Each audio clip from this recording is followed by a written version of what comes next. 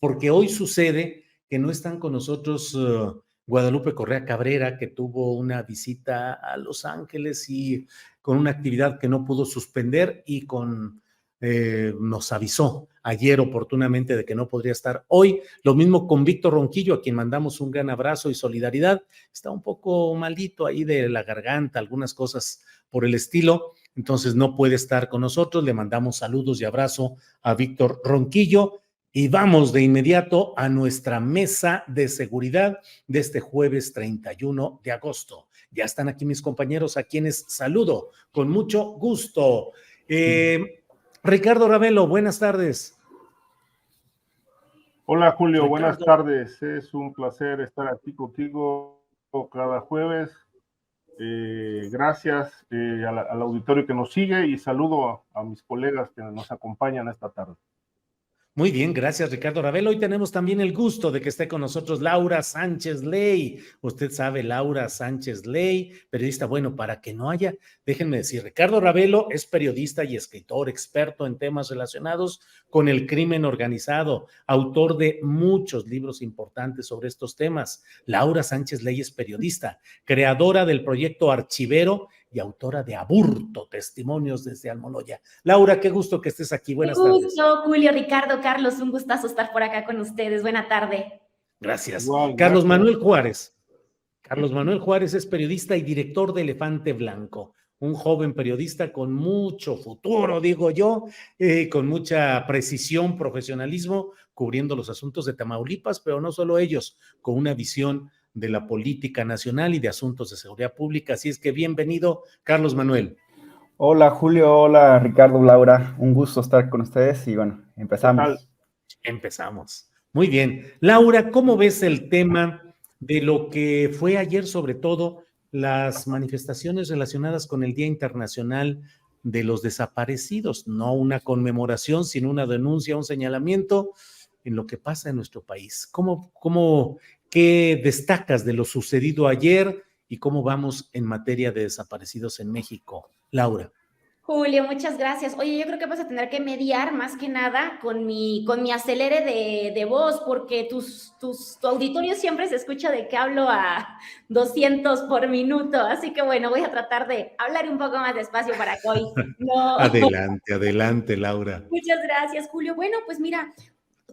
Trágico, la verdad, pues sobre todo la desconexión de la política local, ¿no? Realmente imagínate que ponerse a descartar y elegir candidata para la próxima gobernatura presidencial, para las próximas elecciones, perdón, en medio de, pues, del Día Internacional de los Desaparecidos. Muy triste porque pasó desapercibido en muchísimos estados cuando debió haber sido el tema que punteó en el día. Así que por eso te digo que es una desconexión total y una falta de tacto, pues por parte de la alianza, ¿no? Al final del día, del frente. Entonces, pues me pareció triste, Julio, la verdad es que me conmovió muchísimo para la gente que a lo mejor no tuvo oportunidad, pues estas manifestaciones, sobre todo la de Veracruz, donde la verdad es que las madres, las buscadoras revelaron que todos los días reciben aproximadamente 4 denuncias por desapariciones. Y pues la verdad es que creo que le quedó bien a los partidos políticos que han manejado este país. Estoy hablando del PRI, del PAN y de Morena, de los tres, donde pues definitivamente todos los días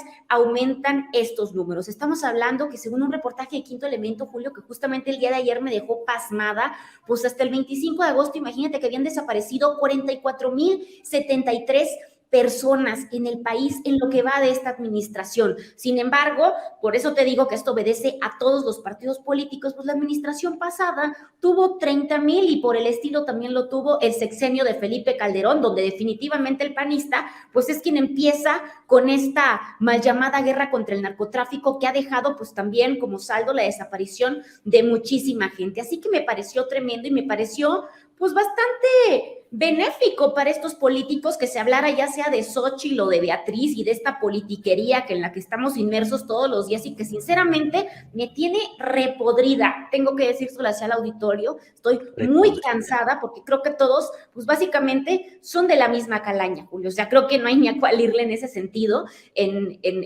Bueno, a la gente parece que ayer se distrajo, por eso te decía el tema de las desapariciones y hasta me victimizaron a Beatriz, ¿no? Cuando parece que a la gente se le ha olvidado, pues que es parte de esta estructura rancia, gracias a la cual tenemos hoy, pues esta crisis también de inseguridad en nuestro país. Así que bastante afortunado para estos políticos que no se hablara realmente de la materia y de la inacción en materia de desapariciones forzadas en nuestro país.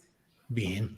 Laura, gracias. Ricardo Ravelo, Ricardo, ¿qué nos dices sobre este tema de los desaparecidos en general y en particular el tema del Día Internacional de ayer, en el que hubo algunas manifestaciones y marchas, de las que incluso vamos a pedirle también su opinión a Carlos Manuel un poco más adelante? Ricardo.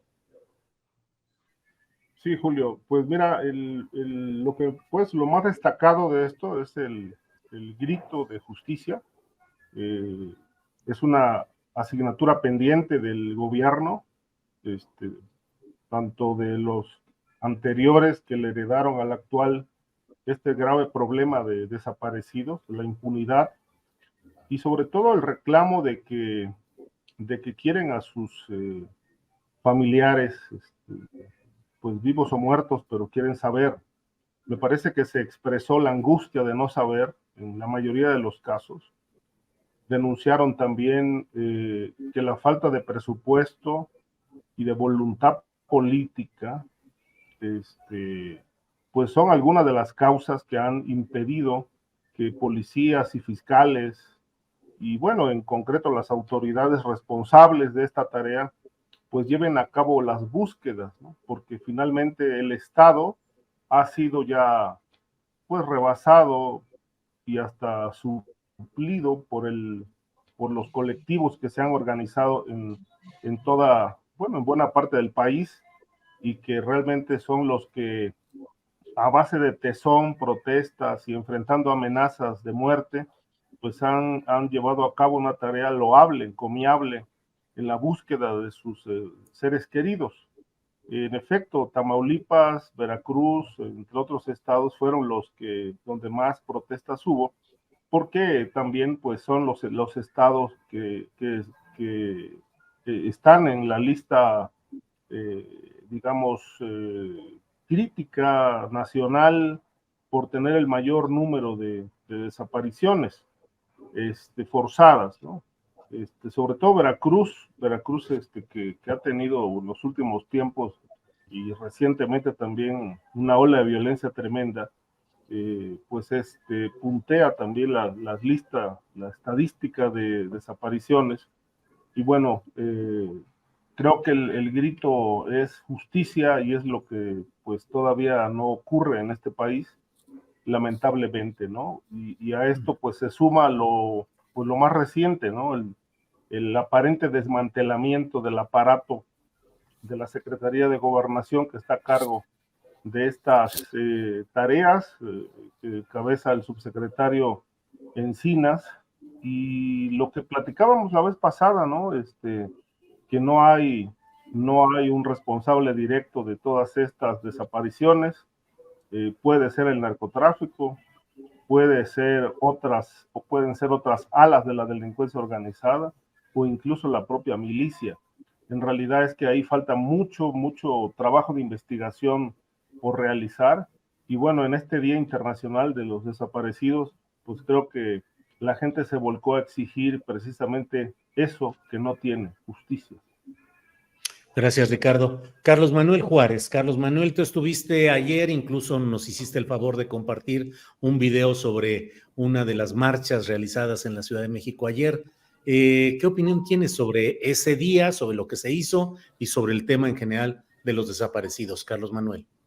Hola, pues yo creo que este gobierno de López Obrador, esa es, dentro de otros temas como la seguridad, es su fracaso. No quiere aceptar el presidente que no cumplió con lo que dijo en aquel momento, en septiembre de 2018, cuando todavía era electo, y que se reunió con las buscadoras, con cientos de buscadoras en el Centro Cultural Tlatelolco, y dijo que iba a cambiar las cosas respecto al tema de desaparecidos. Hoy vemos que han cambiado, sí, algunas dinámicas. Por ejemplo, si en el sexenio de Felipe Calderón y todavía de Peña Nieto, el noreste de México, Tamaulipas, Nuevo León, Coahuila, en Veracruz, era el centro de las desapariciones. Hoy vemos que el noroeste, sobre todo Jalisco, se ha convertido el centro de estas desapariciones. Y lo que ayer se mencionaban las madres era que ya no esperaban nada de este gobierno, sino lo que viene hacia futuro. Y por eso, desde la semana pasada se empezaron a ver diferentes actividades, algunas manifestaciones en las calles, otros foros, para ver cuál va a ser la agenda que se van a proponer a los aspirantes que ven a la presidencia. Como decía Laura, este reportaje que publicó, este recuento que publicó el proyecto de A dónde van los desaparecidos, creo que hay un dato que es bastante importante, que es este de los 44,000 desaparecidos, 10,000 en este gobierno de López Obrador, 10,000 más que en el sexenio de Peña Nieto, y también pues un tanto más que en el sexenio de Felipe Calderón, en donde empezó el problema. Creo que otra de las cosas que acaban siendo una permanente exigencia de los colectivos, de las madres, de los padres, es que esta promesa de que iba a haber una integración entre la Fiscalía General de la República, las fiscalías estatales, las comisiones de búsqueda estatales y nacionales, pues acabó siendo incumplida. No fue, nunca quiso la Fiscalía General de la República sentarse con la Comisión Nacional de Búsqueda.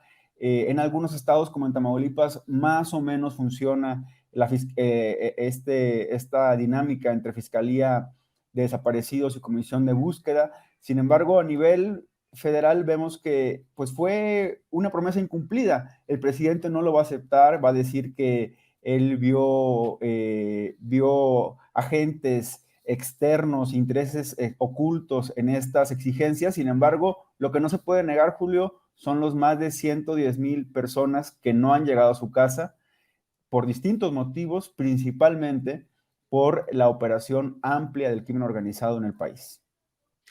Gracias, Carlos Manuel. Laura, está el presidente de la República por rendir su 5º informe anual de gobierno, 5 años ya, y vale el decirnos y el preguntarnos cuál es el saldo de la política de seguridad pública, cuál es el saldo en esa materia en la que tantas esperanzas hemos tenido durante mucho tiempo muchos mexicanos, cuál es el contraste entre lo prometido, lo real, lo que estamos viviendo hoy, Laura.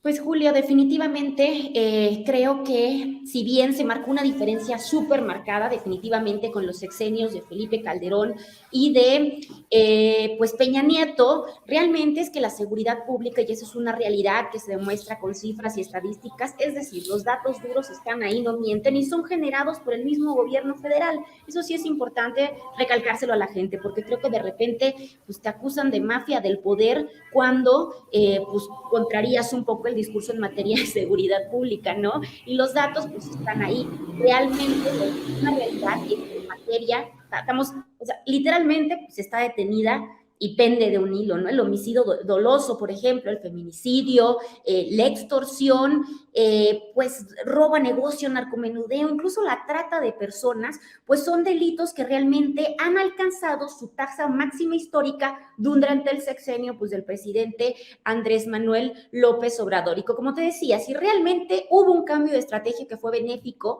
en cuanto a pues cómo se lidiaba, por ejemplo, con el tema de la delincuencia organizada, pues tenemos que este tipo de delitos continúan a la alta, Julio. Realmente pues es un tema que sigue ahí. Seguimos viendo la evolución de las organizaciones delictivas, por ejemplo, si bien menciono este cambio de estrategia y en materia de seguridad, pues vemos todavía que el país exige un alto pues por ejemplo, la pugna entre el cártel de Sinaloa y el cártel Jalisco Nueva Generación. En muchos estados del país continúan pues las narcoextorsiones, los narcobloqueos. Tenemos estados como Baja California, donde en un día pues la delincuencia organizada como el cártel Jalisco siente que tiene ese poder y esa impunidad para quemar decenas de carros por todo el estado, ¿no? La verdad es que hay muchas historias que se siguen apilando a lo largo y ancho. Todavía tenemos pendiente el tema de la capacitación policial, todavía seguimos viendo a nivel federal, pues que muchos de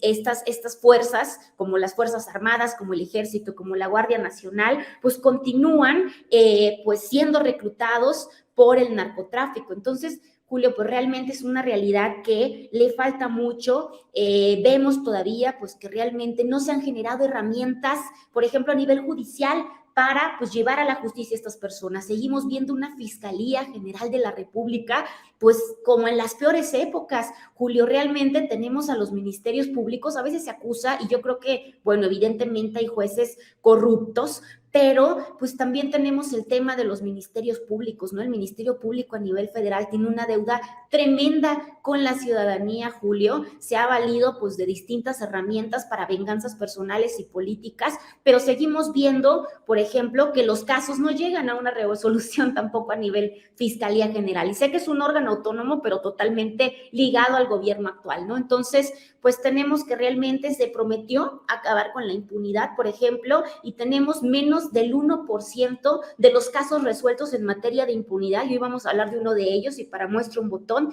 el caso de Emilio Lozoya, ¿no? Entonces, pues creo que hay una emergencia a nivel nacional, sobre todo, por ejemplo, en el tema de género, en el tema de desapariciones, que es lo que acabamos de hablar, en el tema de, pues, resolución de grandes casos, ¿no, Julio? Que no ha pasado, que se prometieron en esta administración y pues que vemos que estamos absolutamente en las mismas con estos grandes temas mediáticos. Bien, gracias, Laura. Ricardo Ravelo, pues rumbo al 5º informe de gobierno del presidente López Obrador, ¿cómo va el sexenio en materia de seguridad? A ver, espera. Fracaso rotundo. Sí. Un Adelante, fracaso rotundo de esta llamada cuarta transformación en materia de combate al crimen organizado, sin resultados, ¿no? Es decir, hay resultados en las estadísticas que nos muestran en la mañanera, pero la realidad pinta otra cosa. Es decir, el discurso presidencial por un lado y la realidad por otro. De tal suerte que, bueno, pues lo que puedo concluir con respecto a este punto es que el presidente no pudo con la delincuencia. Él ha reiterado una y otra vez que su gobierno cambió la estrategia, que se están atendiendo las causas, pero esta atención de causas, pues son inverificables. Y lo que llama la atención es que, pues, si se estuvieran atendiendo realmente las causas, impunidad, complicidad de políticos con el crimen organizado, complicidad de empresarios con estructuras de lavado de dinero, la corrupción institucional, pues yo creo que ya a 5 años de distancia fuera para que tuviéramos resultados concretos. Y por desgracia no los tenemos. Vemos un crimen organizado robustecido por todo el país. Coincido en lo que dice Laura, con delitos que van a la alza, cobro de piso en todo el país, y obviamente con estas acciones de represalias o venganzas de parte del crimen a los comerciantes grandes y pequeños que se niegan a pagar. Cierre de comercios porque ya no pueden continuar pagando piso. Michoacán es un ejemplo, la Ciudad de México también. Ya hay cobro de piso, extorsiones, desapariciones, pues ni se diga, ahí ya mis compañeros puntualmente dieron las estadísticas y son verdaderamente espeluznantes. Está el tema del tráfico de fentanilo hacia Estados Unidos, el arribo de precursores químicos a través de las aduanas, la salida del fentanilo procesado en México a través de puertos y aeropuertos, a pesar de la militarización que le pidió Estados Unidos al gobierno mexicano. Vemos muchos desplazados en Chiapas, en Michoacán, en el Bajío, de gente que va huyendo de la violencia y ya no sabe dónde refugiarse, un pues imparable número de homicidios dolosos de alto impacto, grupos criminales que pues se sientan a negociar con autoridades municipales a la hora que quieren para establecer acuerdos.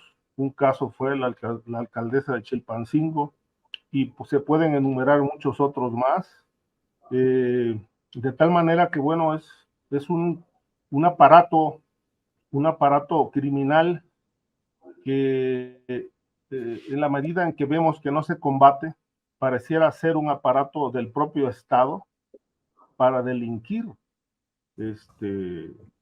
Quizá esto suene muy exagerado, pero si a esta estructura criminal la envuelve la impunidad, pues hay dos posibles explicaciones. O son parte del Estado o hay incapacidad del Estado para enfrentarlos, a pesar de esta militarización escandalosa que vive el país. De tal manera que no hay nada que aplaudir al presidente ni a su discurso en materia de combate a la seguridad pública.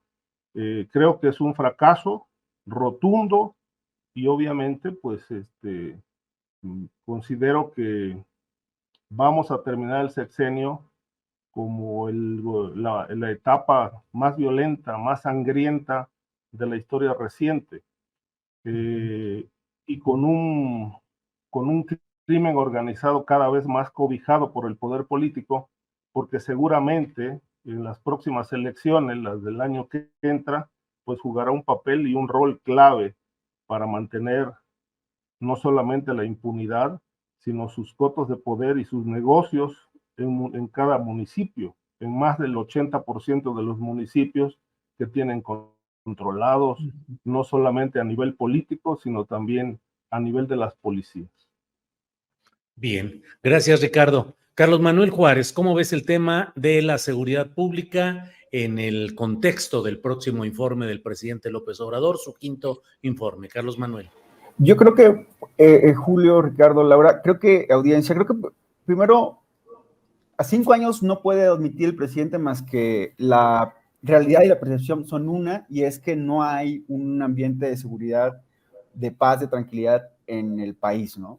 En el mismo Tamaulipas hay, digamos, contrastes, ¿no? Tampico, un municipio muy tranquilo, el sur de Tamaulipas muy tranquilo, y Reynosa y de Victoria hacia arriba, hacia Nuevo Laredo, totalmente fuera de control con grupos criminales. Creo que el presidente, por un lado, o se olvidó de alguna de las cosas que tal vez lo pudieron haber ayudado a pacificar el país. Una era justo la legalización de la marihuana. Empezar a legalizar pudo haber sido un camino. Después, esta famosa ley de amnistía que mencionó, que tampoco funcionó, que tampoco la implementó, ni decir de la impunidad que permanece igual, y allí el presidente en los últimos años, 2 años, 3, se ha dedicado a hablar del Poder Judicial, donde también hay una corresponsabilidad. Sin embargo, creo que lo principal, donde pudieran haber estado esos llamados abrazos de acciones más blandas, el presidente no convenció, no ordenó hacer acciones. Tal vez el tema de la legalización o de la amnistía, guiado por la presión de Estados Unidos, que aunque el discurso del gobierno es que no hay presión, que hay respeto, que hay soberanía, en muchos momentos se dejó ver la presión realmente de Estados Unidos, ni mencionarlo en este año cuando se secuestraron a 4 estadounidenses en Matamoros. Entonces creo que en general dejó por un lado el presidente de la oportunidad de aplicar inclusive un proyecto más amplio, tal vez de un tribunal especial para delitos del crimen organizado. Es decir, sí había ideas que se le hicieron llegar al presidente cuando era electo para tal vez de transformar el tema de seguridad. No quiso simplemente. Ahora, también hay otra parte que no nos esperamos, creo que nadie, que era el endurecimiento con las Fuerzas Armadas en las calles, y ahí también hay otro vacío, porque hoy yo creo que a la par de aquellos años 2012, 2006-2012, en los que la gente de ciertos lugares le temía tanto al crimen organizado como al ejército, hoy te puedo decir que, por ejemplo, en Nuevo Laredo, en la Ribereña, hay igual un temor tanto por el crimen como por la autoridad. Y entonces el presidente, ese discurso de que las Fuerzas Armadas han hecho su trabajo con pleno respeto a los derechos humanos, pues tampoco es tan cierto. Entonces, creo que también aquí en este quinto informe, ya se puede hacer un corte de caja completo en el tema de seguridad. Lo que diga para el próximo año, pues serán números, serán cosas a verificar. Sin embargo, la percepción hoy en día es que en seguridad este gobierno no avanzó nada, no avanzó en impunidad, no avanzó en que en las calles la gente pueda caminar tranquilamente sin temer a una extorsión, a que el crimen organizado pase y se enfrente contra las Fuerzas Armadas, o entre ellos, como pasa actualmente en Tamaulipas, muy fuerte en la frontera entre facciones del Cártel del Golfo. Solamente para terminar y hacer alusión a lo que decía justo también Ricardo, hace unos días el mismo alcalde de Matamoros, Mario López Hernández, de extracción morenista, dijo una frase que creo que resume todo esto que hablamos ahora. Dijo que no les asuste que vaya a empezar a ver ese tipo de eventos. Hablaba de matanzas de migrantes, de personas desaparecidas y de violencia extrema. Uno no lo quisiera, pero así es la idiosincrasia de nuestro país. Así las cosas, Julio.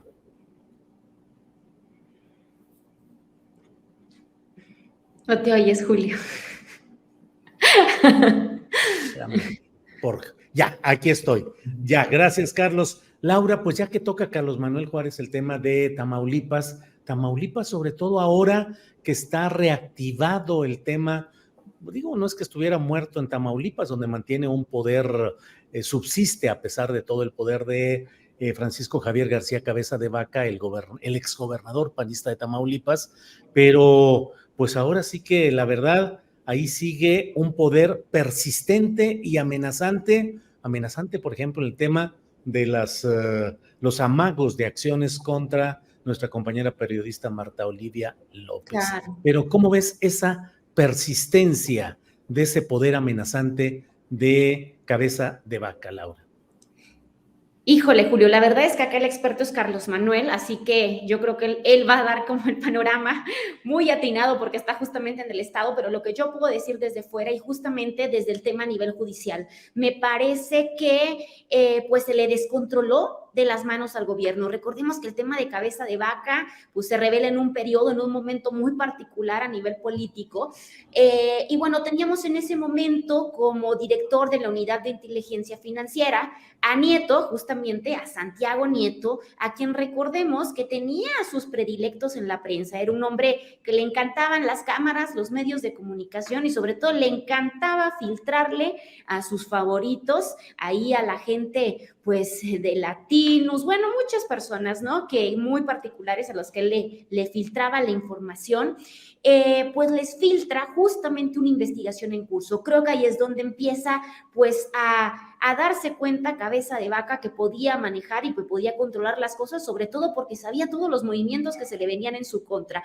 Creo que uno de los errores más garrafales que se comete desde la Unidad de Inteligencia Financiera, Julio, Carlos, Ricardo, pues es el tema de que se revela que lo estaba investigando justamente la Unidad de Inteligencia Financiera del Tesoro de Estados Unidos, el FinCEN, ¿no? Justamente esta unidad que no es cualquier cosa. Si bien Cabeza de Vaca dice que realmente era Santiago Nieto filtrándole la información al Departamento del Tesoro de Estados Unidos, la verdad es que es una dependencia que tiene el poder y tenía el poder para monitorear absolutamente todos los movimientos bancarios de él y de sus familiares. Sin embargo, en un afán pues de protagonismo, yo lo veo así, justamente de Santiago Nieto, pues Cabeza de Vaca empieza a medir absolutamente todos y cada uno de los movimientos que iba a tener con los que iba a tener que responder. Y ahora tenemos a este personaje, el cual pues se anticipó a todos los movimientos judiciales que pudiesen existir en su contra, y lo que tenemos ahora pues son todos estos amparos que se caen cada semana. El gobierno, la fiscalía,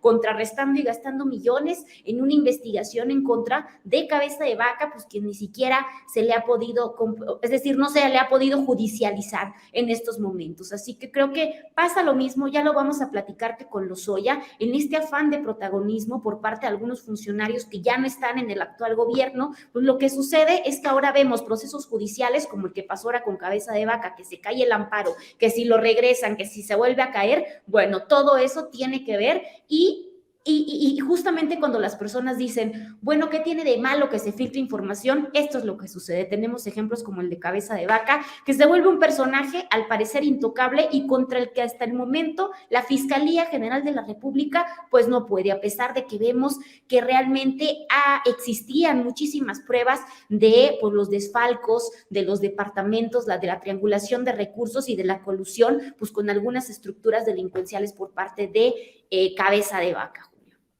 Bien, Laura, gracias. Ricardo Ravelo, antes de pedirte tu opinión sobre este tema, déjame compartir con la audiencia que ya se ha anunciado formalmente la cancelación del proceso de elección interna del Frente Amplio por México. Ya han anunciado, pues en un fraseo que la verdad resulta muy especial, lo indicaron hoy el comité organizador del Frente en una conferencia de prensa, dijo: aquí mismo dimos a conocer las etapas que confluyen después de este gran esfuerzo, un esfuerzo que quisimos abrirlo todo el tiempo, después de este acompañamiento de la sociedad civil, de los acuerdos tomados. Hoy sabemos que la senadora Xóchitl Gálvez encabezará la conducción del Frente Amplio por México. Entonces se cancela la votación y, según Reforma, que es una fuente creo que bastante precisa en materia de estos asuntos, dice que en lugar de la elección se va a realizar, así dice, Xóchitl será ungida en el Ángel como candidata del Frente. Este domingo Xóchitl Gálvez será ungida en el Ángel de la Independencia como la candidata presidencial de la oposición para 2024. Ricardo Ravelo, en ese mismo contexto te pregunto, ¿qué significa que García Cabeza de Vaca, con todo lo que estamos hablando de este poder amenazante y persistente, esté como coordinador de los expertos que van a diseñar el plan de seguridad para la eventual presidencia de la República, ya ahora lo podemos decir así, de Xóchitl Gálvez? ¿Cómo ves el tema, Ricardo? Mira, Julio, este tema de Cabeza de Vaca no solamente se debe analizar desde el punto de vista legal, donde pues resultó un fiasco. La investigación pues tenía o tiene datos muy contundentes de sus ligas criminales, lavado de dinero. Es más o menos similar el expediente mexicano que el de Estados Unidos, que el de Estados Unidos está vigente, pero hubo una serie de factores que creo que terminaron politizando el asunto, y a lo mejor me voy a ver exagerado, pero no se puede dejar de ver este ángulo, el ángulo político y la negociación. ¿Por qué Cabeza de Vaca no fue enjuiciado y encarcelado? Pues huele a una negociación de Morena, del presidente con la derecha. Por eso Cabeza de Vaca está ahí donde está, impune, encabezando un proyecto ahora de asesor en materia de seguridad criminal, en esta alianza Va por México, que como bien dijiste ahorita, pues tendrá como candidata única al más puro estilo de la derecha y del PRI, a Xóchitl Gálvez. De tal manera que, bueno, pues no hay otra forma de verlo más que la impunidad, y por encima de la legalidad está la política, la negociación, que ha sido una característica de este régimen, ¿no? No solamente premiar a exgobernadores que tuvieron presuntas ligas con el narcotráfico como embajadores, o perdonarles la cárcel, como el caso de Cabeza de Vaca. ¿Qué se negoció ahí? No lo sabemos por ahora, pero eso apesta a negociación.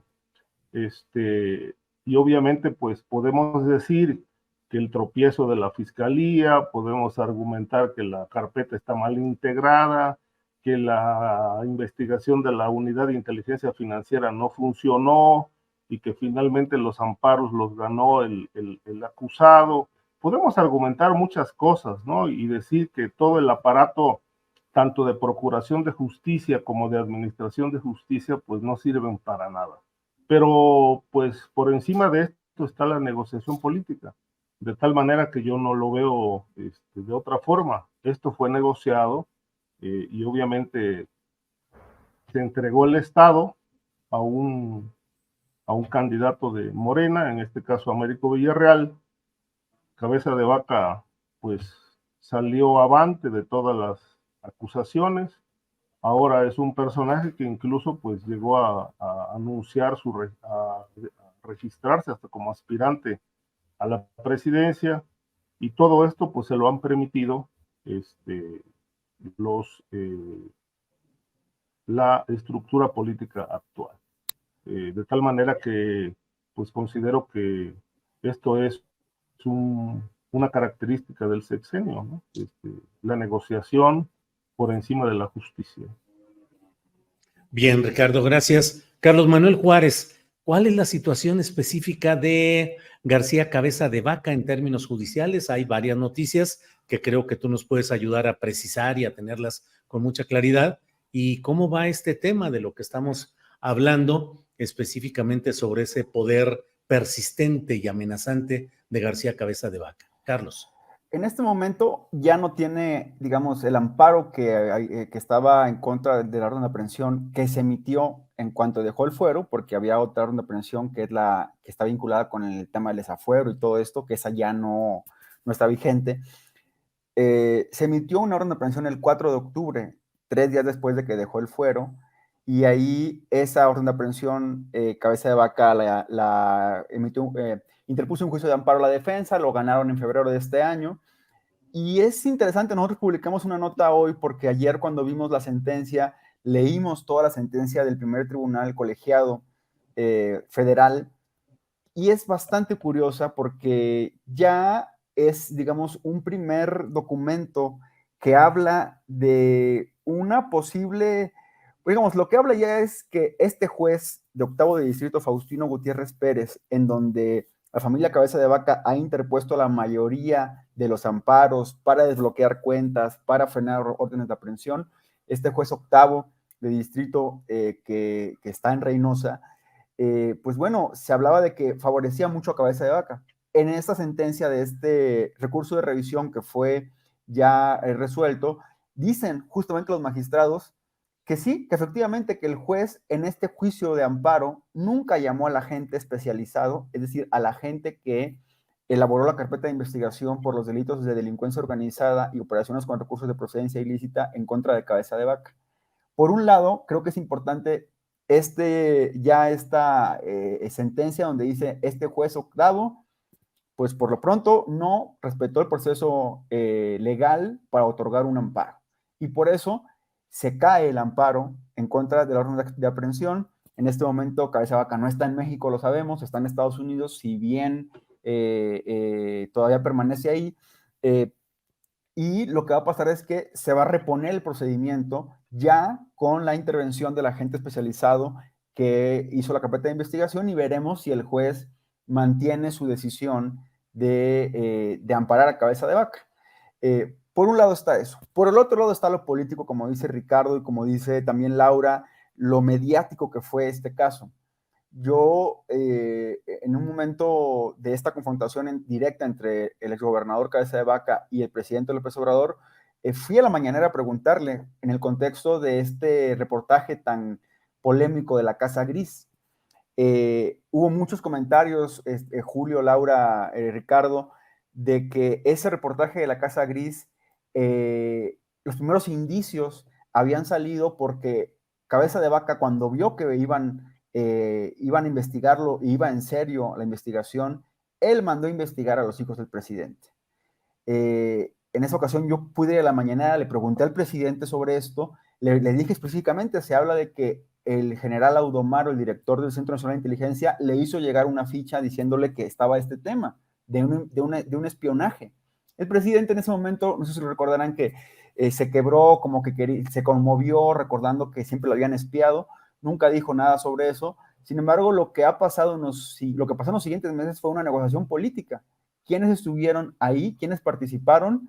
creo que será una pregunta que el tiempo la va a responder. Se habla de que participó Julio Scherer, el coordinador jurídico, se habla de que participó también los abogados de Cabeza de Vaca, Cuello Trejo. Es decir, el gobernador hoy está muy tranquilo en Texas y ahí se pasea, se reúne y vamos a ver si él es el que le pone la firma al plan de seguridad que tendrá Xóchitl Gálvez, y será grave que por un exceso, Julio, que cometió Santiago Nieto en aquella audiencia del proceso de desafuero, que fue difundida por todos los medios, y que habló del expediente de Cabeza de Vaca. Por esa razón, hoy vemos a Cabeza de Vaca impune, pero también vemos por el otro lado el caso de Marta Olivia López, de la directora de Números Reporteros Tamaulipas, de la colega aquí de Tamaulipas, que Cabeza de Vaca la amenaza, pero realmente es una corresponsabilidad tanto del gobierno federal, que no asumió que iba a ejercer una investigación seria y decidió negociar ante presiones que yo creo que fueron al mayor nivel. Yo creo que ese, como se dice luego, el tiro no fue de Cabeza de Vaca con Santiago Nieto, no, fue de Cabeza de Vaca con el presidente. Y todo nos hace indicar que el ganador está en Texas muy tranquilo en su casa. Gracias, Carlos Manuel. Laura, ya, a ver, perdón, Ricardo, adelante. Nada más un dato adicional. Sí, en efecto, esto que menciona Carlos, es un evento que ocurrió, y obviamente, bueno, ahí Julio Scherer reunió a toda esta gente precisamente cuando sintieron que estaban por exhibirse negocios presuntamente sucios de los hijos del presidente. Otro aspecto que no hay que soslayar es la reciente liberación de Eugenio Hernández, el exgobernador de Tamaulipas, también precisamente, que aunque se va a prisión domiciliaria, bueno, finalmente lo zafan de la prisión, de la cárcel, y pues va a enfrentar el juicio de extradición en su casa, todavía con la prisión domiciliaria, no obstante que tiene algunos delitos pendientes en Estados Unidos, precisamente en la Corte de Texas, por una acusación, si no mal recuerdo, de lavado de dinero por $30 millones, que él no pudo acreditar su origen. Él ha argumentado, y bueno, en algunos momentos yo pude platicar con él cuando en México estaba libre, y él decía que ese dinero lo había ganado como constructor.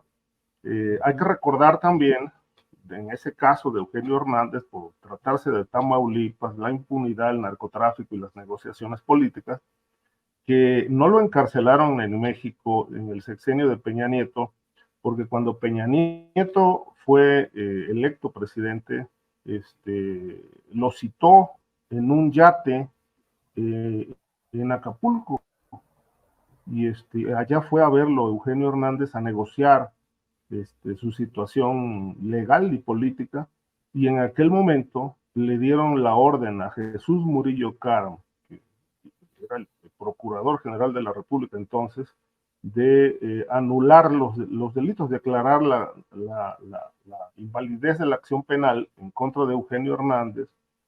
Le entregaron el documento, a mí me lo enseñó, lo leí, que ya no había delito que perseguir contra él en México, y esto le permitía pasearse de un lugar a otro, de Nuevo León a Ciudad Victoria, a Cancún, donde incluso es dueño de un palacete, y hasta que, bueno, finalmente fue detenido en Ciudad Victoria por un fraude con un terreno en Altamira, que él puso en venta siendo gobernador, con un precio muy bajo, cuando en realidad era 20 veces más, ¿no?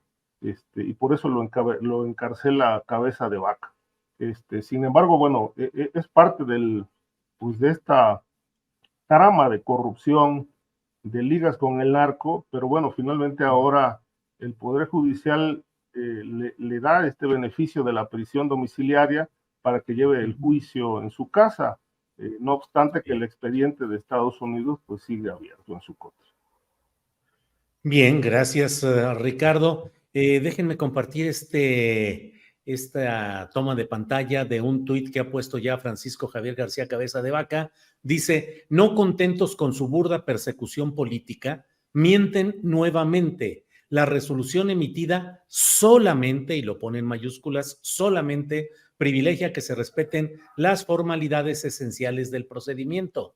La Fiscalía formuló agravios en 2 ocasiones y ambos fueron insuficientes. Ahora tendrá una tercera oportunidad, distinto de lo que a los justiciables otorgan. El tiempo y la ley me han dado una y otra vez la razón, y esta no será la excepción. A diferencia de la Fiscalía, nosotros respetamos el sentir y las resoluciones del Poder Judicial de la Federación. Ni me doblo ni me vendo. Dice mí, pero obviamente quiere decir ni me doblo ni me vendo. Bueno, pues eso es lo que dice el exgobernador panista Cabeza de Vaca. Laura, ya lo habías tocado tú el tema así de pasadita, de decir lo de Lozoya, Emilio Lozoya, como uno de esos ejemplos de que no se avanza en el castigo a unos actos de corrupción tan evidentes y tan sonantes como es en el caso de todo aquello en lo que estuvo involucrado Emilio Lozoya. ¿Qué nos dice sobre ese tema, Laura, quitándole el candadito a tu micrófono, por favor? Julio, Carlos, Ricardo, pues sí, en efecto, como te digo, hay momentos en que se les sale de las manos definitivamente a la Fiscalía del General de la República. Ellos mismos se pusieron en esta posición. Recordemos que realmente hubo muy poco cuidado con respecto al proceso judicial de Emilio Lozoya, en el sentido de que, pues bueno, lo vimos comiendo en restaurantes, lo vimos libre, lo vimos paseando.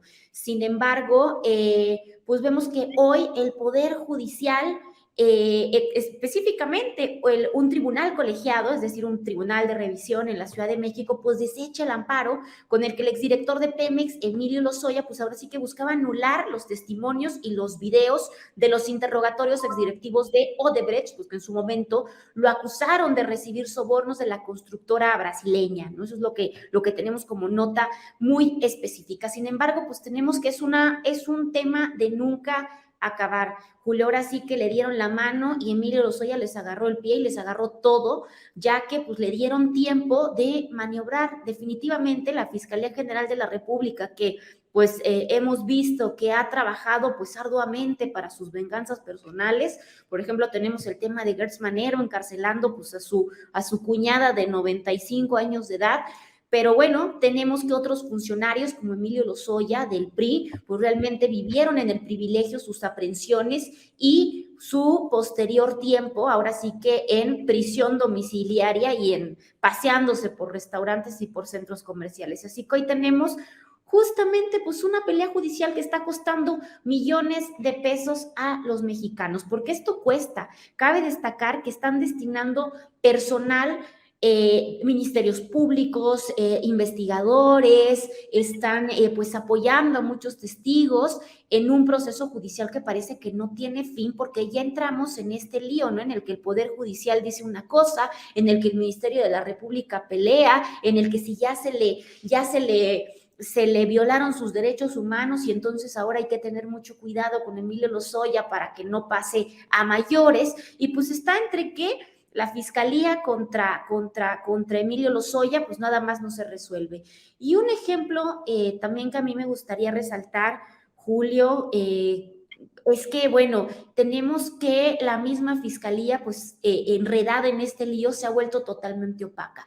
Recordemos que se ganaron en muchísimos momentos, la ciudadanía ganó que nosotros pudiéramos tener acceso a conocer específicamente el expediente del caso de Emilio Lozoya, que pudiéramos tener pues un avance real de las investigaciones que como ciudadanos, que tuviéramos apertura a la causa judicial completa que se ha llevado desde el sexenio de Peña Nieto, en donde por cierto no pasó nada, hasta el sexenio, hasta este actual sexenio, hasta esta actual Fiscalía General de la República. Sin embargo, ¿qué fue lo que pasó?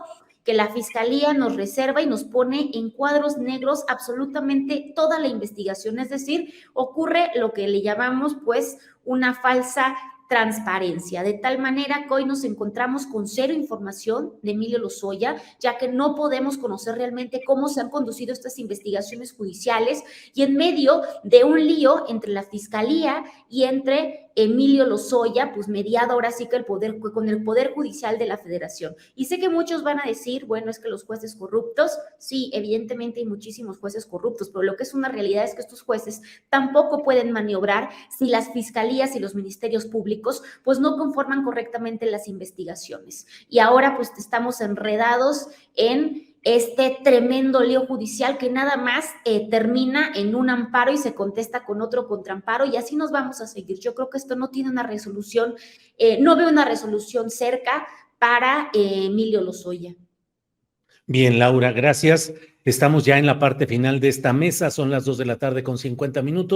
Nos queda para unos 2 o 3 minutitos cada cual en un postrecito en el cual pueden aportar el comentario, el tema, lo que ustedes deseen. Por favor, Carlos Manuel Juárez, danos postrecito, el comentario que desees hacer en esta parte final. Pues el postre yo creo que ya lo puso el Frente Amplio, ¿no? Con este ya movimiento de Xóchitl. Veremos qué pasa también. El postre lo pondrá pues Morena el fin de semana con cómo van las encuestas, con cómo va este trabajo. Y sin lugar a dudas, el postre principal es el último informe del presidente como único presidente. El próximo será ya tal vez con presidente o presidenta electa, dependiendo a ver cómo salen las cuentas, si llega de todo al Tribunal de Justicia. Y creo que, pues bueno, habrá muchos mensajes ahí en este discurso del presidente. Los gobernadores, si a ver si hay cargadas, si hay expresiones de la gente. Será bastante interesante. En especial, ver cómo llega el domingo también Xóchitl, y si Xóchitl ya comienza una confrontación directa, en lugar de como ahora que ha bajado un poco la mirada, que se escucha un poco más, pues tal vez dudosa de lo que ya acaba de ganar y lo que viene en los próximos 9 meses, que será bastante impresionante. La sola realidad nos da un postre que para nosotros, tal vez como periodistas, es interesante, y tal vez para la población es amargo completamente. Bien, Carlos Manuel, gracias. Ricardo Ravelo, por favor, postrecito. Sí, yo quiero retomar el tema de Lozoya, porque yo creo que la gente debe saber que la extradición de Lozoya de España, cuando lo fueron a buscar a Málaga, tenía un objetivo muy claro. Ya habían negociado con él para declarar en contra de Peña Nieto y toda la red de cómplices que habían orquestado el saqueo a Pemex y que habían recibido, según Lozoya, los sobornos de Odebrecht desde la campaña de Peña Nieto en 2012.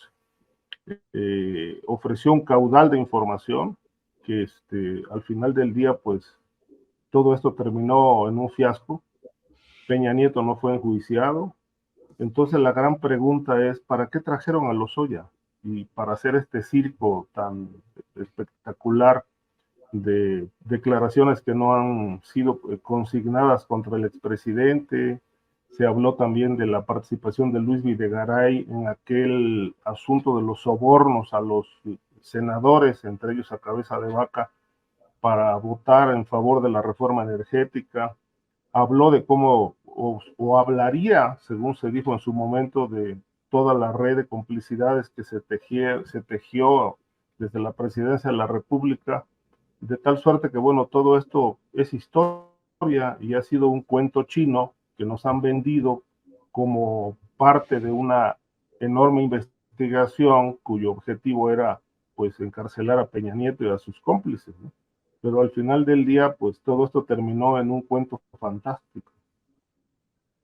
Bien, Ricardo, gracias. Laura Sánchez Ley, por favor, para cerrar el programa, postrecito, lo que desees, por favor.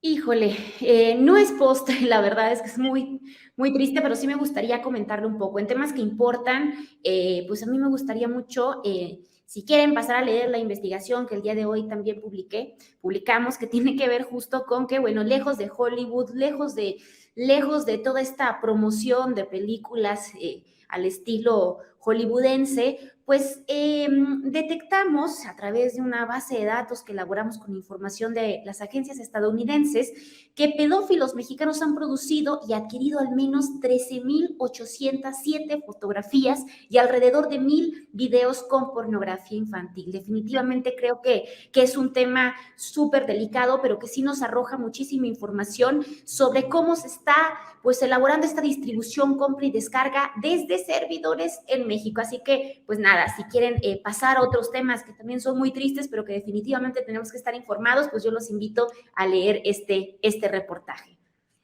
Laura, pues muchas gracias. Efectivamente, pues aquí los postres son a veces amargos, a veces dulces, de todo, pero bueno, así es la realidad. Ricardo Ravelo, muchas gracias y buenas tardes. Gracias, Julio. Gracias a mis compañeros también, a Carlos, a Laura. Muchas gracias al auditorio por seguirnos en esta transmisión. Y bueno, pues yo les deseo un buen fin de semana.